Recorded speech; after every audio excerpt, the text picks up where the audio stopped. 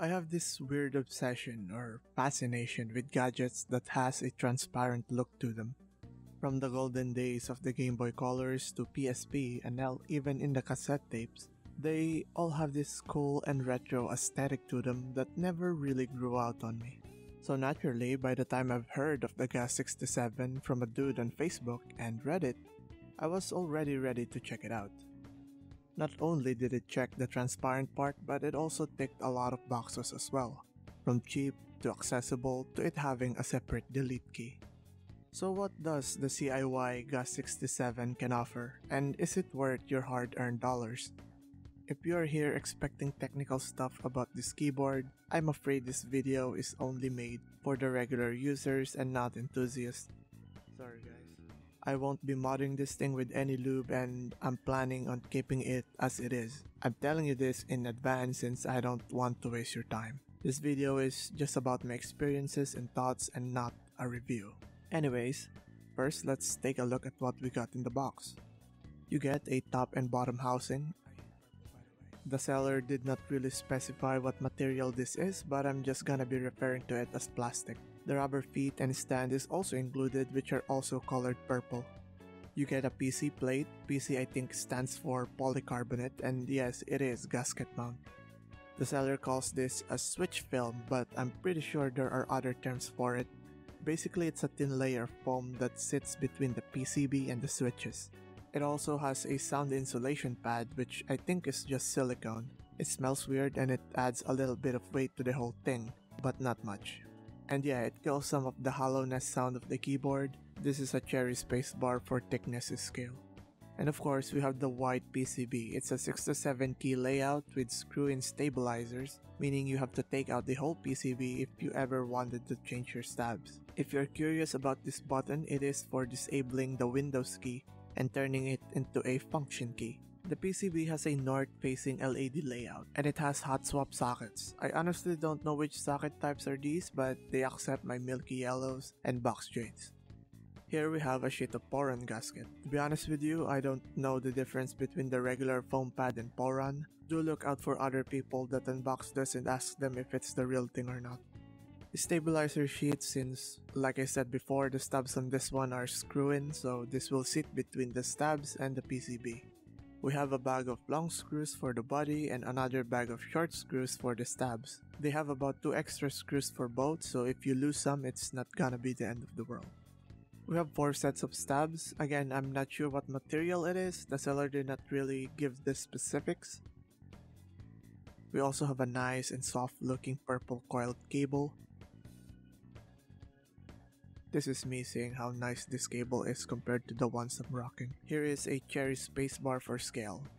The coil is not that big and not that amazing, but it is still a nice coiled cable. And yeah, it is also braided. You also get a 2-in-1 switch key and keycap puller. You know what these are, very useful and much appreciated. A very small screwdriver that you most likely not gonna use, but is still a nice inclusion. And an instruction manual. And that's about it, I think. All that for $55. Again, we won't be doing any lubing with this one, and all of the testing will be done on loose and battered Box Jades. If you don't like clickies, this video will hurt you.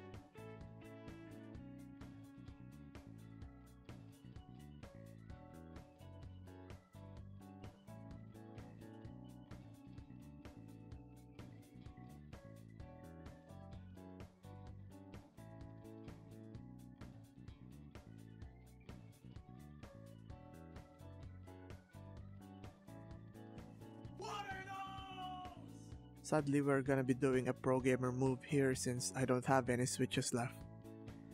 Yeah, it looks awful. I'm broke, that's my excuse.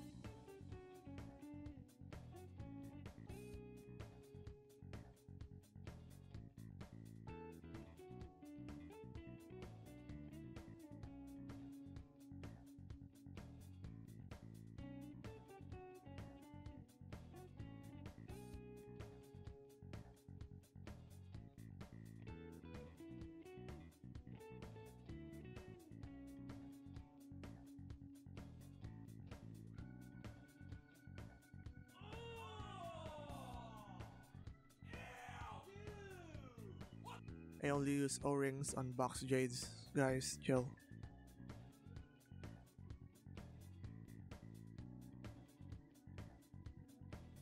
Anyways, here's the finished build. It looks nice. To me at least.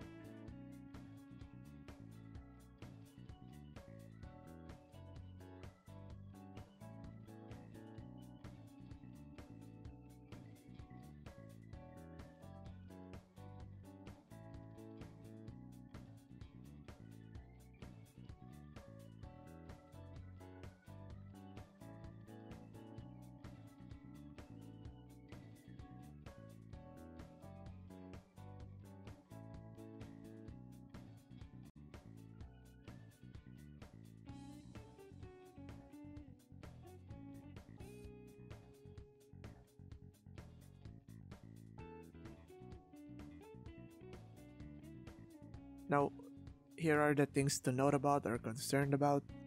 The plastic housing does not have any metal insert like of those in the EK68. What's the deal, you might be asking? Well, since it's plastic, you can categorize it to the brittle section.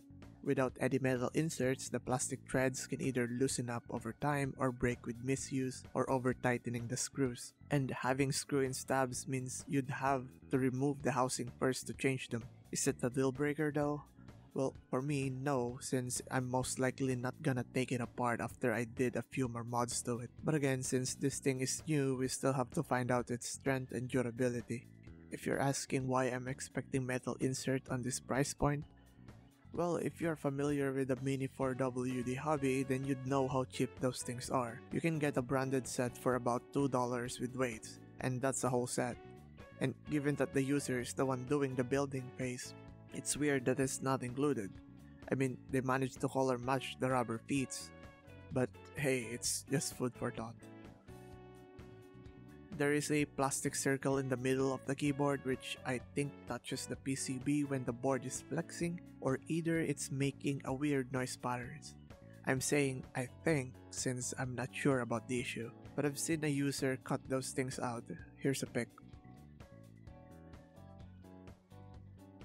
The layout is north-facing. Some may experience some switch interference depending on your switch or keycaps. If you don't know what that is, I suggest search it up since it's way too long to discuss here.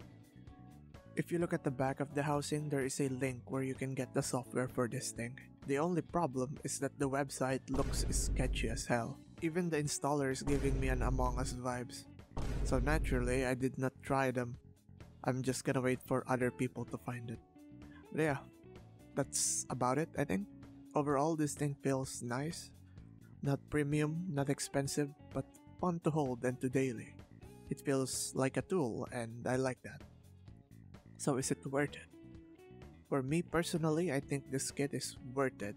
From the stuff you are getting, it can most likely stand on its own if you set your expectations limited to its price point. It's still a pretty good buy.